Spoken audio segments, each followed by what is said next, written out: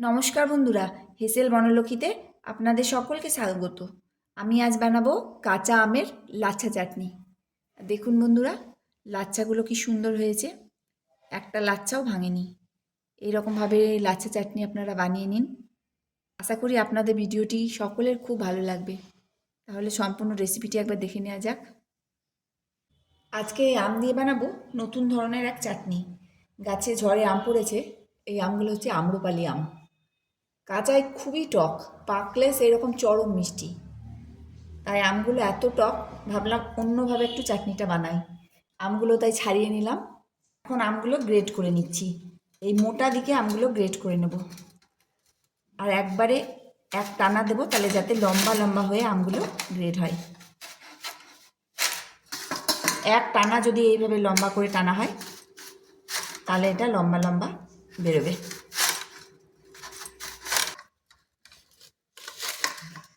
সব আমটাই গ্রেট করে নিলাম।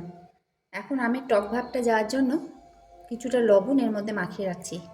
লবণ মাখানোর জন্য আম থেকে অনেকটাই জল বেরোবে, সেই জলটা চিপে বার করে নিলে আমের অনেকটা টক চলে যাবে। এখন এটা মাখিয়ে আমি 20 মিনিটের জন্য ঢাকা দিয়ে রেখে দেব। আমটা লবণ দিয়ে ভিজিয়ে রেখেছিলাম, এখন ঢাকনাটা খুলে দেখছি। দেখুন বন্ধুরা, লবণ দিয়ে ভিজিয়ে রাখার ফলে আম থেকে কতটা জল বেরিয়েছে। এখন এই জলটা খুব ভালোভাবে চিপে নেব। এই জলটা কিন্তু টক জল, এই জলটা সম্পূর্ণভাবে বার করে নেব।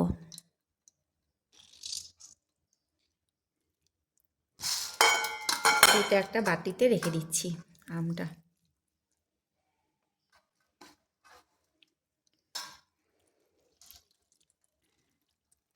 এই জলটা যদি থেকে যায়, খুবই টক হবে চাটনি, আর চিনিও বেশি লাগবে।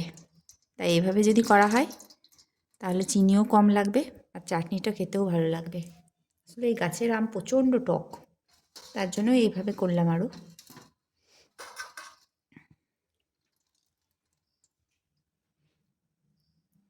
দেখুন, এতটা জল বেরোলো আম থেকে। এই জলটা আর ইউজ করব না। বন্ধুরা দেখুন, আমটা একবারেই নরম হয়ে গেছে লবণে ভিজিয়ে রাখার জন্য। এটা সেদ্ধ হতেও সময় লাগবে না। এখন এর মধ্যে দিয়ে দিচ্ছি 1 বাটি চিনি। 200 গ্রাম হবে, 150 থেকে 200 গ্রাম। এই চিনিটা মাখিয়ে 10 মিনিট রেখে দেব। তাতে আমটা একটু শক্ত হয়ে যাবে, যে নরমটা হয়েছে সেটা থেকে একটু শক্ত হয়ে যাবে, আর চিনি থেকে যে রস বেরোবে সেটাতেই চাটনিটাও হয়ে যাবে। 10 মিনিট রাখলেই চিনিটা গলে যাবে।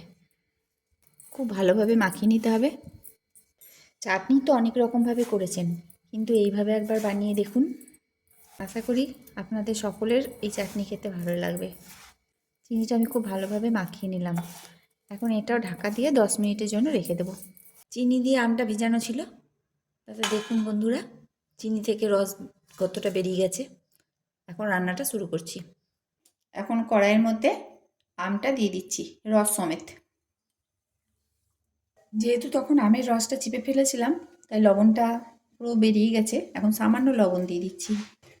এখন আর কোনো কাজ নাই, শুধু এটা নাড়তে হবে।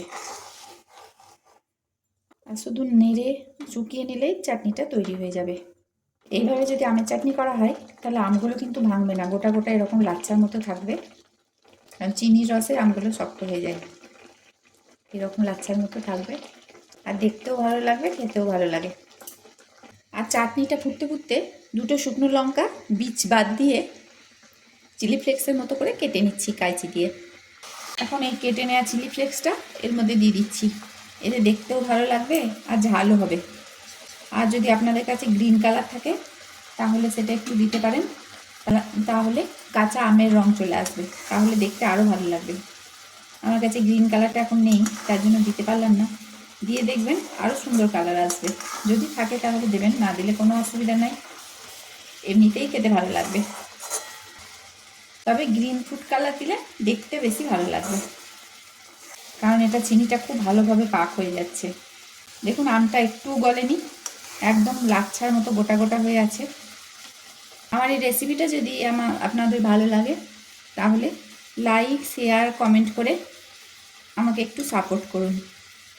আর আপনারা যদি আমার ফেসবুক পেজ থেকে দেখে থাকেন তাহলে প্লিজ একটু ফলো করে দেবেন।